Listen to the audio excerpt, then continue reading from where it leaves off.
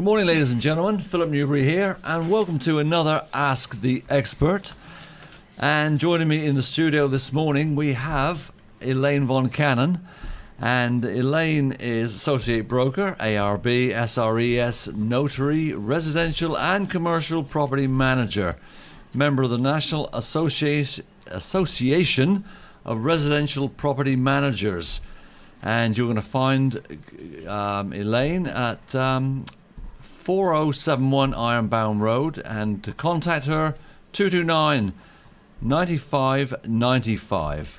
And also in the studio we have Kevin Onizuk, branch manager with J.G. Wentworth, and you'll find Kevin at 113 Bullifonts Boulevard in Suite C, Williamsburg. And here's a number that you will be able to contact Kevin, 757-645-8996. And also in the studio we have Mr. Rudy Johnson. And welcome to you all. And without more ado, let's get this show on the road, shall we? And Elaine and Kevin, what are we talking about today? Philip, I had a question from a new seller last week. It is the first time he has sold a home. He wanted to know about how the price is determined for a home, and he was confused about appraisal part of the sale. So I asked my dear friend of mine and Kevin's, an appraiser, Mr. Rudy Johnson, to come in and talk to us today about appraisals. Well, this should be proved to be very informative. Hello, Rudy. Hi. And let me welcome you to Ask the Expert. Rudy, could you tell our listeners, audience, a little bit about yourself? Well, I grew up on a dairy farm. Fortunate enough to be a dairy farmer's son. And was fortunate enough later to get a job working for James City County as the county assessor. And then the city of Williamsburg as the assessor for Williamsburg and finance director. And in between, working for myself, and then the assessor for York County, and then the assessor for the city of Hampton. See, I couldn't keep a job anywhere. Yeah. Yeah, moved around all over the peninsula. Well, wonderful, and welcome to be. We welcome you here. Thank you. Thank you, Kevin. Do you order an appraisal? If so, how is this done, and who gets to do the appraisal? Hey, good morning, Philip. That's a great question, and things are different than they used to be. Nowadays is very different than when I started in this business several years ago. When Mr. Rudy started in this business, I was not even remotely close to even being born, I am sure. He is an absolute expert in the field as an assessor and an appraiser, and has probably forgotten more than most anybody else in the real estate world will ever know. So back several years ago, the way it would work would be I would have a mortgage customer doing a purchase or refinance. We need to order an appraisal. We pick our favorite local appraiser. Rudy was our go-to guy. Because we knew he did a great job, he was fair, honest, and accurate, and came up with a good appraised value, and we would send him the order. He would go do the appraisal and send it to us. That was before the whole real estate meltdown, the mortgage meltdown, and before the Consumer Finance Protection Bureau was created, which is the federal entity now that is supposed to ensure that folks are being treated fairly. It's a new bureaucracy created by the federal government. I won't get into my feelings on the CFPB right now, but we will keep this to the appraisal process. As part of all of this, we now have appraiser independence rules, which mean that really the long and short of it is that we can't pick the appraisers anymore. I see. They have to be chosen at random from a list. It can be a list of approved appraisers. Right. So you can have a list of 5 or 10 that are approved and picked from that list in a random order. Most companies now, most mortgage companies are using what they call appraisal management companies. So in all of this regulation, it created a middleman, an appraisal management company, where we place the order with the appraisal management company. They assign it to a local appraiser on their roster at random who completes the appraisal, sends it back to them, and then they get paid. They then disperse money to the appraiser. The unfortunate part is it's kind of made the process more expensive for the home buyer and less money for the actual appraiser because that middleman is making a ton of money. I see, yeah. So, and all they're doing is placing the order, sending it to an appraiser, and then sending it back to us. Yeah. So it's kind of made it more difficult to get things done economically and affordably. And it's, I think, going to impact folks going in to become appraisers. And I'll let Rudy maybe talk a little bit more about that. So the long and the short is nowadays we get an application when an appraisal is needed, where they go out and value a home. We send an order to an appraisal management company who assigns it out to a local appraiser of their choice. Okay. Well, thank you, Kevin. Elaine, what is your part in the appraisal process with buyers and sellers?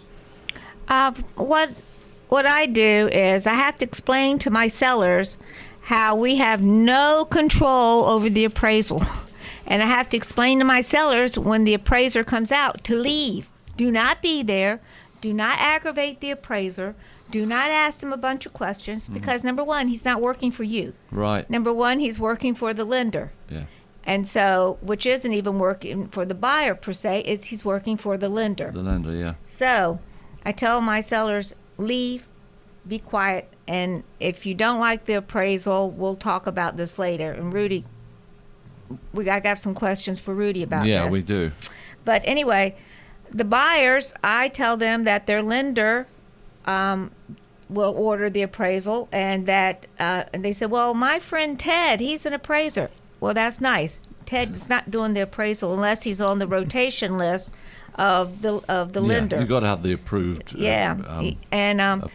Now I have had Rudy in the past go do an appraisal for me when I have a seller who did not agree with what my comparative market analysis was. And I'll ask Rudy, one of them was my husband, and I have Rudy go do the appraisal so he can see that I haven't lost my mind and I really do know what I'm talking about the value of the home. Right. So, and people sometimes do call. You know, Rudy over the years has gotten many calls from people who wanted him to come out and appraise their houses before they put it on the market, because they might not want to put it on the market, or they can't wait to rush in and get it on the market. You know, it goes either way. So yeah. I have very little to do with the appraisal process. Right. I really do, and I'm sort of glad. Well, everyone to their own. Rudy, Yes. could you tell us how the steps that you do when making an appraisal? Surely. First thing is to learn the attributes of the property that you're appraising. You need to look at it and know what it is you're appraising and get all of the attributes concerning that property. Then you must know what situation that house is sitting in. What's its neighborhood like? Is it similar to the other houses in the neighborhood, or is it very different from the other houses in the neighborhood? Oh, yeah. Is it a house that people who are buying houses want? Does it have the attributes that purchasers want? Or does it not?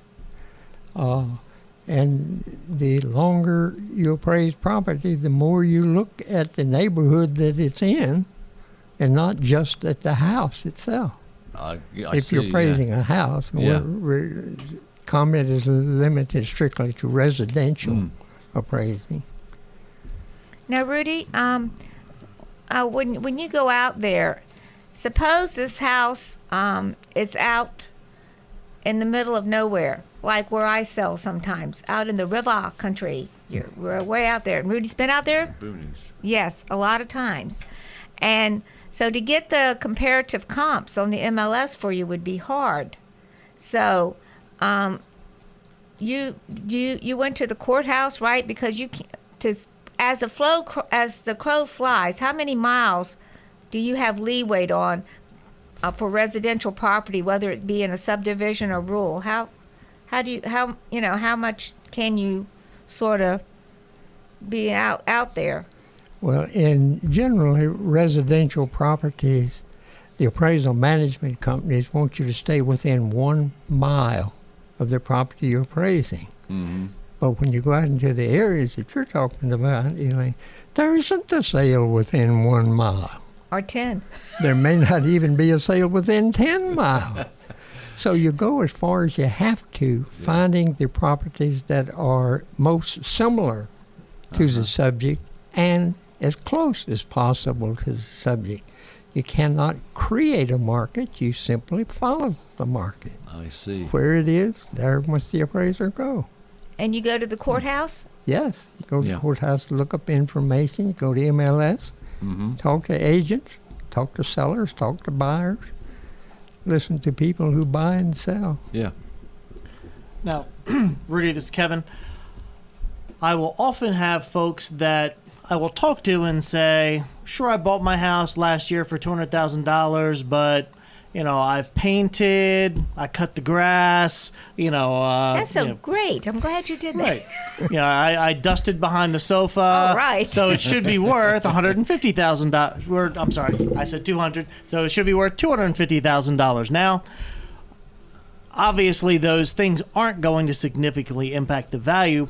What things are the most impactful? So let's say, what things if someone wants to increase the value of the home? Are there certain renovations that are more valuable than others?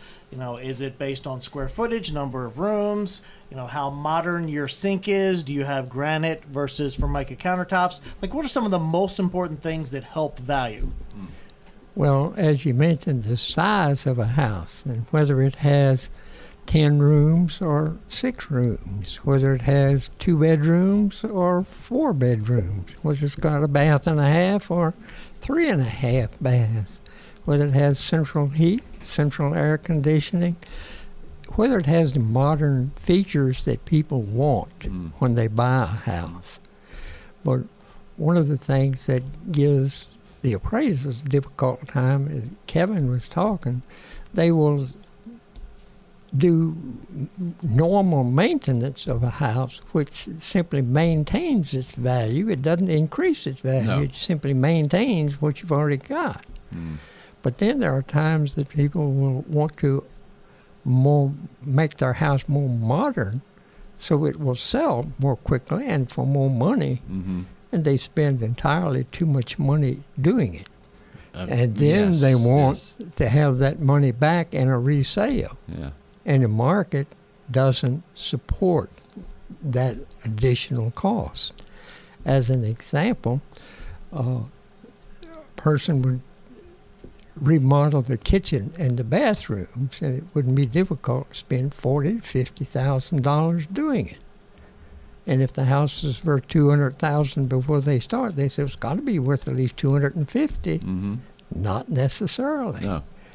It's seldom that you can spend that kind of money in modernization and then sell the property for that much more money.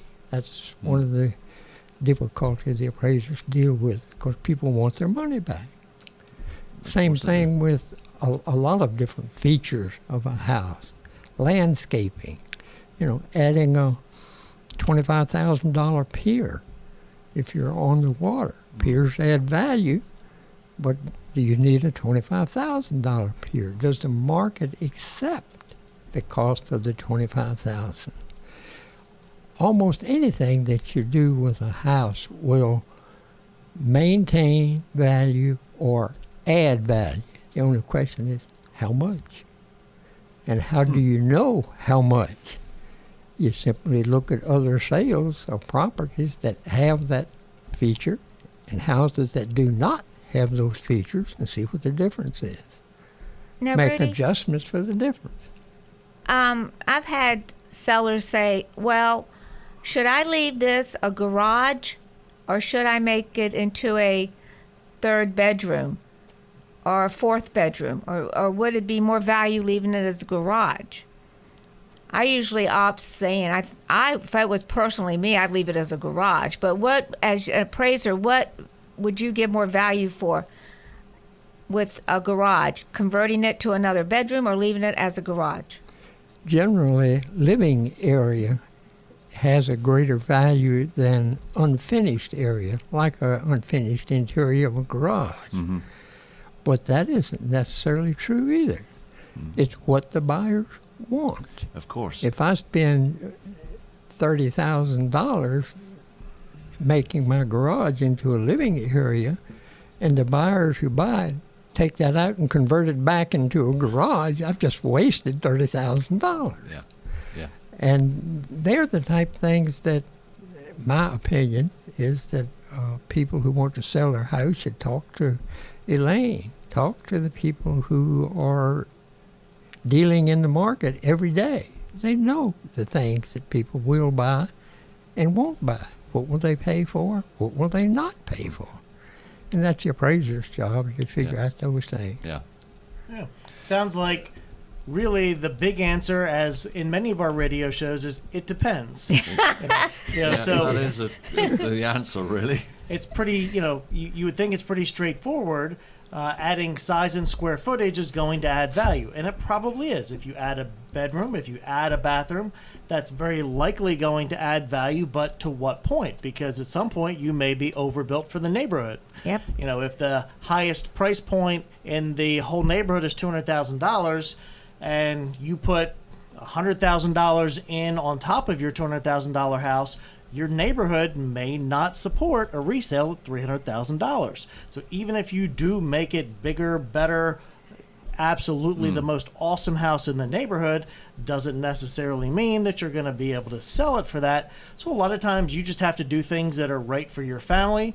This is what I want for my home, but know that you're not always going to get dollar for dollar in improvements that you make, but do it because it's what you want. It's the house you want to live in, and if you're looking to sell, get with Elaine. She is the expert on marketing and listing, and she can tell you need to fix this, this, and this at a minimum to get the maximum benefit. And you can reach Elaine on her cell phone at 757-288-4685. And ladies and gentlemen, we're speaking with Elaine VonCannon. She is associate broker, ARB, SRES, notary, residential and commercial property manager, member of the National Association of Residential Property Managers, with Coldwell Banker Traditions of Williamsburg. And as you just heard, you can contact her and reach her at 757-288-4685. That is a direct number. That will get her. And also we're talking with Kevin D. Onizuk, branch manager with J.G. Wentworth Home Lending Incorporated at 113 Boulefants Boulevard, Suite C in Williamsburg. It's just off of Moortown Road if you weren't sure. And you can contact Kevin at 757-645-8996. Kevin, what do you do if buyers do not agree with the appraisal? Who pays for the appraisal when this is paid? That's a great question, Philip. And that is something that buyers often question because we ask them to pay for the appraisal up front in the application process. So we take a mortgage application, send out application disclosures with estimates of closing costs, monthly payments, interest rate, annual percentage rate, and basically anything anyone has ever questioned in the mortgage process or filed a lawsuit about has created a federal disclosure. So I sent out a package this morning that had 52 individual disclosures to a home buyer. That's not 52 pages, that's 52 disclosures, many of them multiple pages. Once those are completed and the buyer acknowledges that they understand our initial estimates and what's going to happen in the mortgage process, at that point, then we can ask them to pay for the appraisal. They pay for it up front because it is a fairly large expense. It's really the only out-of-pocket expense that's associated with the mortgage itself. And we ask for it up front specifically because of your question. So let's say someone is buying a house for $200,000. When we order an appraisal, somebody mentioned earlier the appraisal is for the lender. That is absolutely true. It is not for the buyer. It's not for the seller. It's for us to make a lending decision. And the appraiser goes out, and really the main two things that we're looking for is, number one, condition. Is the property in acceptable minimum condition? You know, we're not going to say, is the carpet need to be replaced in 4 years? You know, could the walls be painted a different color? We just want to know it's in decent living condition. Now, the appraiser does not go through the detail that a home inspector would. The appraiser's generally more going to note things that they see on a visual inspection. So if you're in the kitchen and you're standing and looking up and you see sunlight and there's not a skylight there, you know, they're going to note that. You know, so Well, you were thinking about putting one there. well, yeah, maybe that's a good solution. So they're just basically doing a visual inspection. We want to know it meets minimum standards, and if not, the appraiser will note that as a repair that needs to be done. Your home inspector is going to go through in a lot more detail. I always tell my customers, I don't want to be involved in that. I don't want to see your home inspection. We just do the appraisal. The second thing the appraiser does is valuation. So if you're buying the house for $200,000, they come up with their estimated market value. As a lender, I want to see that that market value is at least what you're paying for the home. So I want to see that's $200,000 or higher. So let's say an appraiser goes out and says, hey, this house is only worth $190,000. It's not worth $200,000. Now, I think Elaine's going to talk a little bit about what happens in those instances, but let's say there cannot be an agreement between the buyer and the seller on valuation, or maybe a condition issue the seller's not willing to fix, and the deal is terminated. Well, guess what? That buyer paid for that appraisal up front. It averages about $500. So then the buyer's like, hey, I spent $500 and, you know, I'm not getting this mortgage. I want my money back. Well, we collect the money up front because the appraiser wants to be paid up front. So the appraiser, when they go out, they're getting paid to do the job and deliver the report. That report is saving that buyer from making a mistake, you know, whether it's value, whether it's condition, etc. So if that appraiser goes out and supports the value and condition and everything is perfect, great, the transaction proceeds. If the appraiser raises a red flag on value or condition or something, then and the transaction doesn't consummate, guess what? That appraiser still did his or her job. They still went out and worked on your behalf, gave you an honest report. They still expect to be paid. And if that was not the case, then appraisers, not, you know, certainly not our present company, but some other appraisers may be less likely to be honest on appraisal reports. They may just, you know, pass it just so they get paid, and that's not what we want. That's what got us into the mess, you know, 10, 15 years ago of just everybody rubber stamping everything. So, you know, it creates honest appraisal reporting, and honestly, it can help a buyer by preventing them from making a mistake, just like many other steps in the process, like your home inspection, your termite inspection, etc. If you have a home inspection done and there's an issue, guess what? You know, you still pay the home inspector. They still did their work. Right. So yes, even if it doesn't go to completion, you still pay that professional for their professional work. Well, thank you, Kevin. Elaine, suppose the appraisal comes in lower than the contract price. What do you do? What I do is I'll call the appraiser, and I'll ask him, I'll say, when I did my comparative market analysis, I came up with this value, and I'll tell him, I said, now we're about $10,000, $15,000 apart. And he'll say, well, can you provide me comps that will support that price? And Rudy and I have done this before. And I'll say, well, yes, because I happen to belong to, it was at the time we had 4 MLSs, now we have 3. I said, I go to all 4 to get my comps. So I will pull comps and send it to the appraiser. He will look at them. What's a comp, Elaine? A comp is a property that is near or like as you can get to the subject property that's being appraised or the buyer wants to buy and my seller wants to sell. So I'll pull up homes that will that I use for my market analysis, I send them to the appraiser.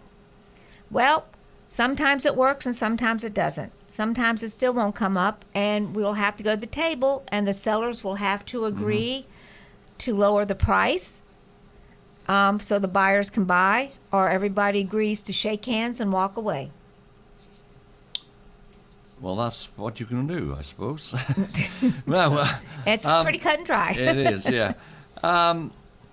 Rudy, do you have any questions that need to be answered?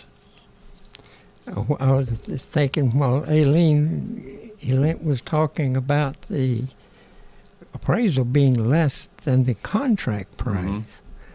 Well, she mentioned $10,000 to $15,000. That's an enormous difference between a market analysis made by a salesperson and an appraisal. Both are supposed to be professional and know what they're doing.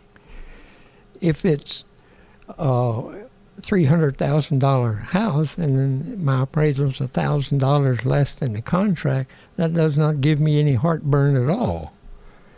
Appraiser doesn't determine the value, he simply estimates the value. Buyers and sellers in the market determine the value, and courts determine value. But when the price, I always think like this: listen to the people who have seen that house and lived in it and who have marketed it. They know. Well, I know. I'm sorry, but we're going to have to cut you off now because we're almost out of time. This has been a production for WMBG, and keep your radio tuned to FM 93.5 The Berg and WMBG's AM 740. Thanks to Elaine, Kevin and Rudy for a terrific program. And now it's back to regular programming.